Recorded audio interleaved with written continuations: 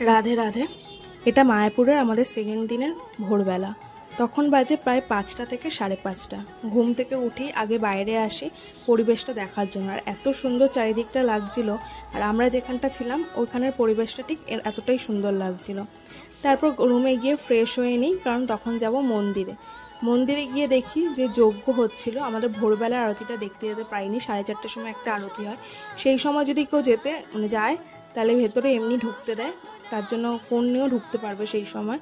এরপরে ঢুকতে গেলে চেকিং হয়ে তখন ফোন না ফোন নিয়ে ঢুকতে দেবে না। তো আমরা গিয়ে দেখি যজ্ঞ হচ্ছে, তখন ভেতরে আমাদেরকে ঢুকতে দেয়নি, আমরা বাইরের থেকেই যজ্ঞটা দেখছিলাম।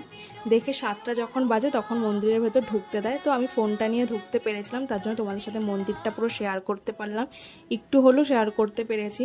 তোমরা রাধা মাধবকে দেখতেই পাবে, সঙ্গে শ্রী চৈতন্য মহাপ্রভুকেও দেখতে পাবে। তো ওখান থেকে তারপর এনাদের দর্শন